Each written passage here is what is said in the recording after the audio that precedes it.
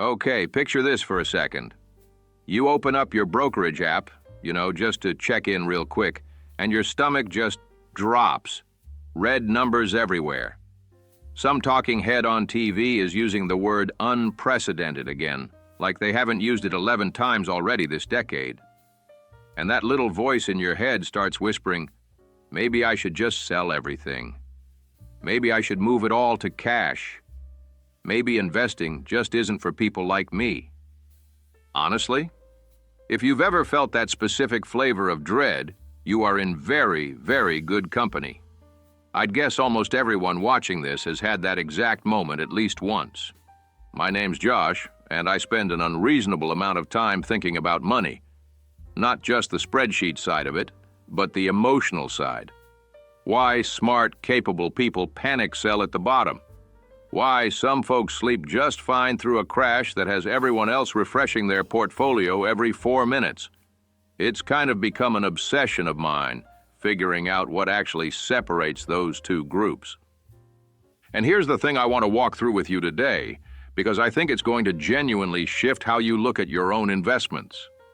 There's a portfolio strategy, and I really do mean boring, like put you to sleep at a dinner party boring, that has quietly survived every single major market crash in modern history.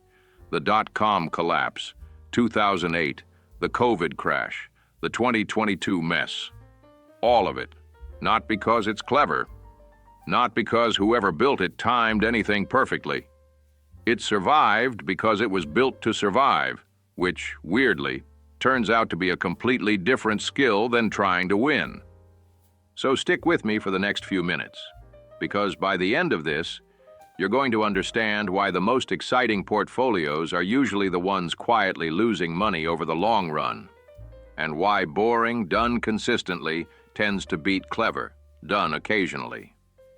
So let's start with what I actually mean by boring, because I don't want you picturing some secret hedge fund strategy with a fancy name. I'm talking about something almost embarrassingly simple. A diversified portfolio of low-cost index funds, usually split between stocks and bonds, rebalanced every so often, and then, this is the hard part, left alone. That's it. That's the whole strategy. A classic version might be something like a total U.S. stock market index fund, a total international stock index fund, and a bond index fund, in some proportion that matches how much risk you can actually stomach. Some people simplify it even further into just 2 funds. Some old-school folks call a version of this the 60-40 portfolio. 60% stocks, 40% bonds. None of it is exotic. None of it requires you to know what a candlestick pattern is, or to have an opinion on Federal Reserve meeting minutes. And I think that's exactly why people dismiss it. We've been trained, by movies, by finance influencers, by our own uncle at Thanksgiving who made a killing on some stock, to associate good investing with excitement, with conviction, with being right about something nobody else saw coming. Boring doesn't feel like it's working. Boring feels like you're leaving money on the table.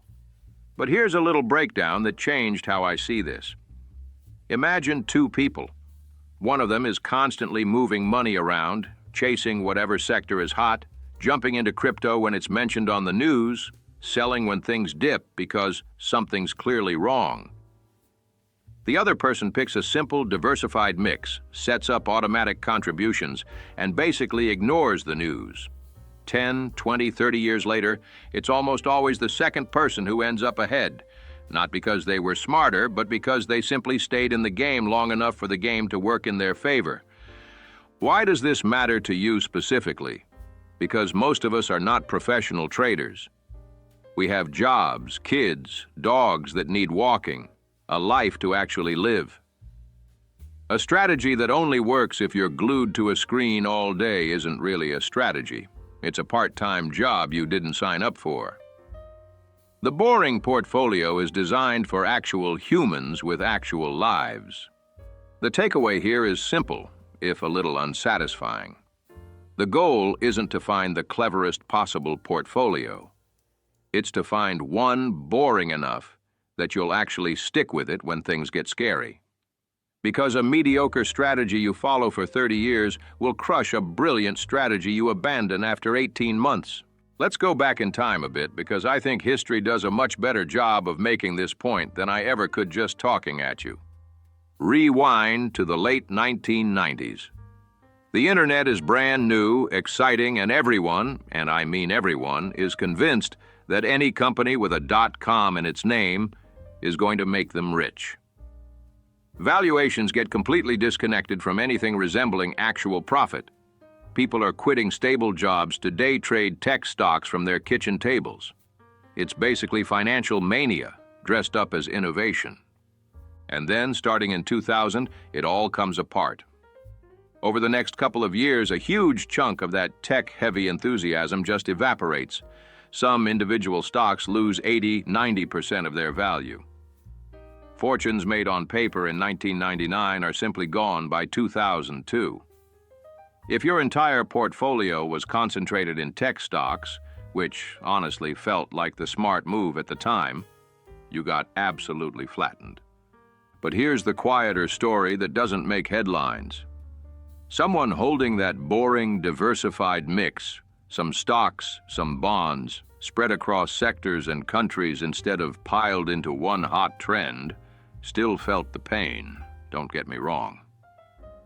Nobody was skipping through a meadow in 2001, but the damage was cushioned. The bond portion held relatively steady while stocks wobbled. The diversification across different types of companies meant you weren't betting your entire future on one narrative being true forever. I think about this a lot, actually.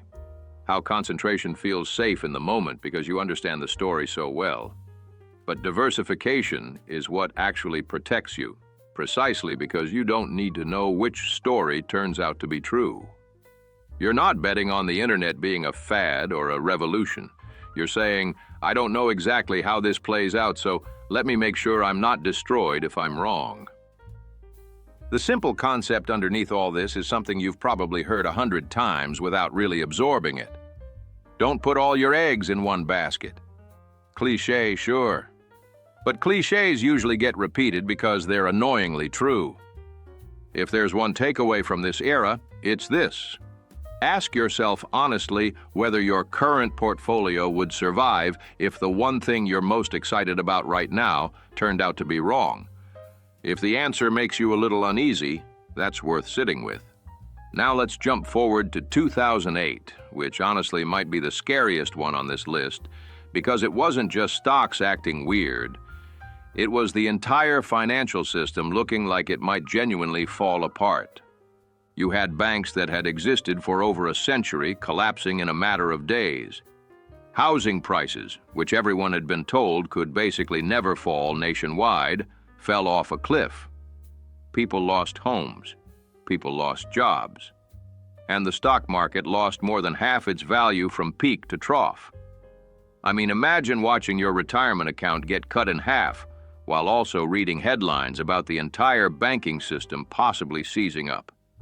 That is a completely different kind of fear than a sector-specific bubble popping. A lot of people did the very human thing in that moment. They sold. They looked at their statements, saw the number had been sliced in half, and thought, I need to stop the bleeding, which emotionally makes total sense. Nobody wants to watch their life savings shrink and just do nothing. But here's the part that's honestly a little heartbreaking in hindsight. The market bottomed out in early 2009, and then began one of the longest bull runs in history. The people who sold near the bottom locked in their losses permanently.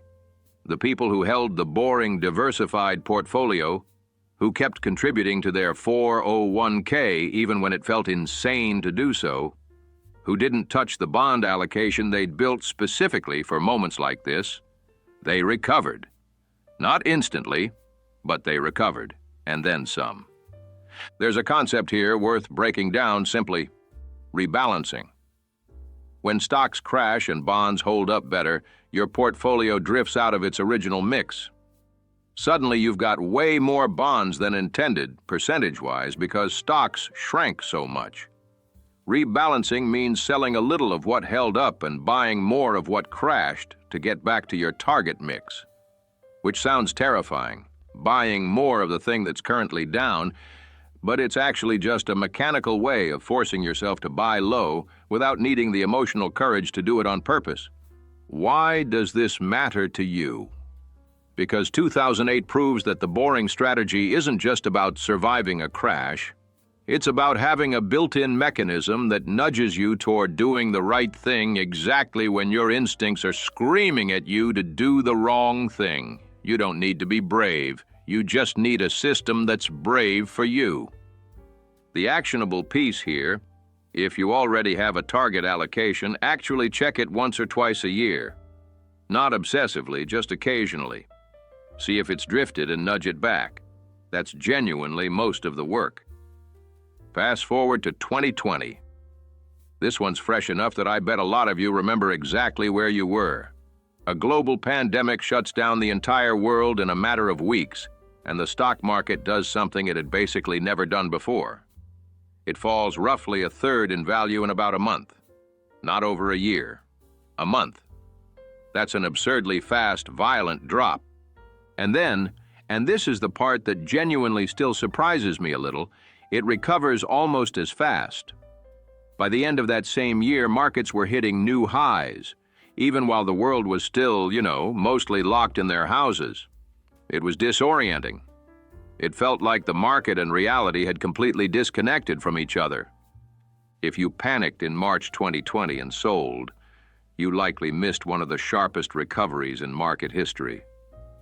If you were holding the boring, diversified portfolio and just didn't touch anything, you rode the drop down and rode the recovery back up, and probably didn't even think about it that much because life had slightly bigger problems happening that year.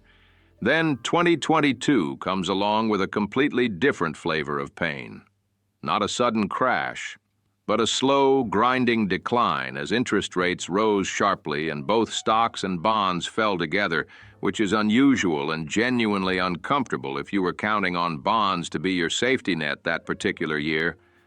It was a good reminder that boring doesn't mean never goes down. It means structured to keep going even when it does. Here's a small personal aside. I remember talking to a friend in 2022 who kept saying, "But my bonds are supposed to protect me. Why is everything down at once?" And look, that's a fair frustration. No strategy makes every single year feel comfortable. The point was never zero pain.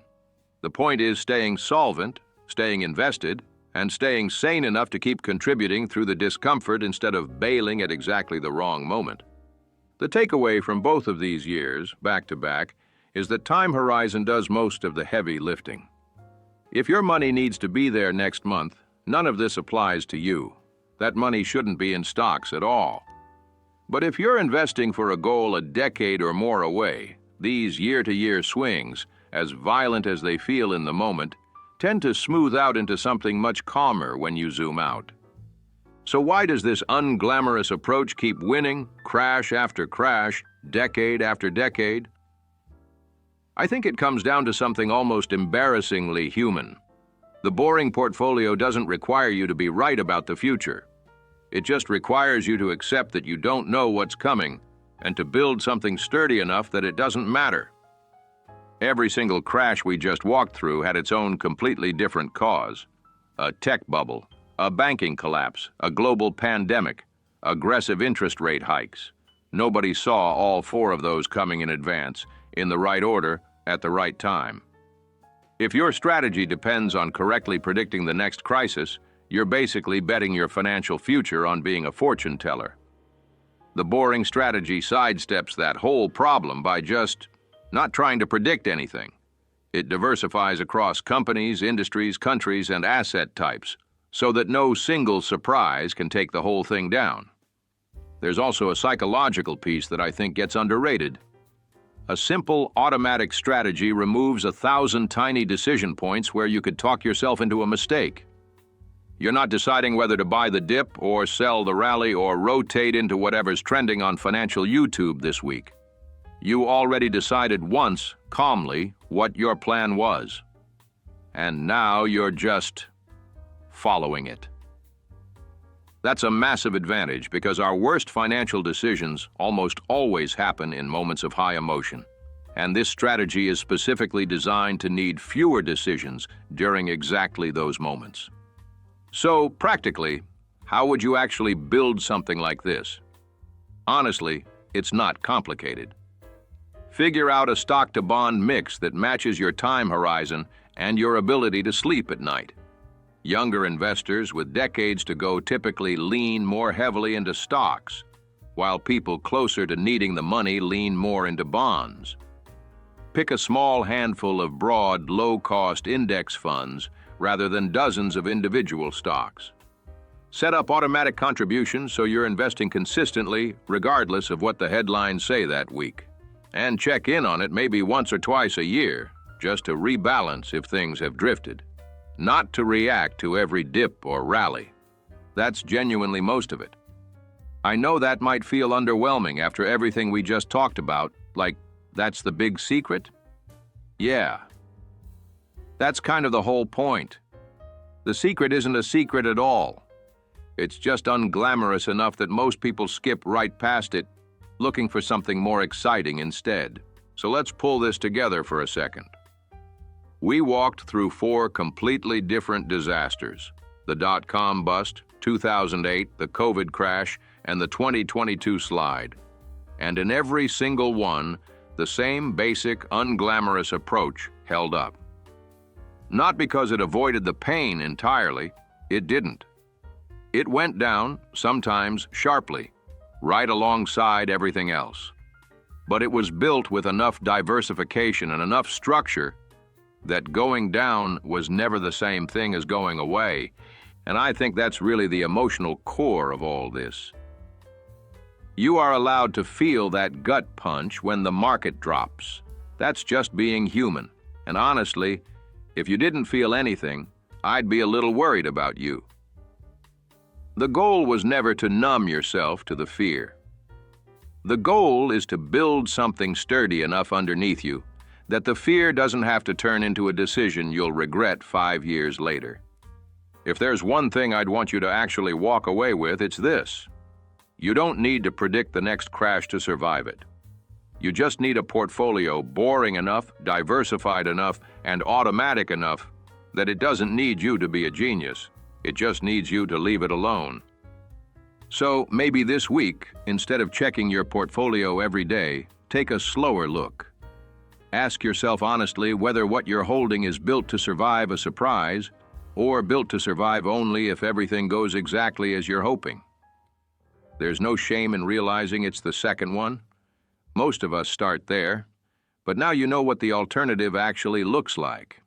And hey, if this helped shift even a little bit of how you think about your own money, that's genuinely the whole reason I make these. Now, if you found this valuable, make sure to press that like button, comment your thoughts, and subscribe to this channel. Thanks for watching, and I will see you in the next one.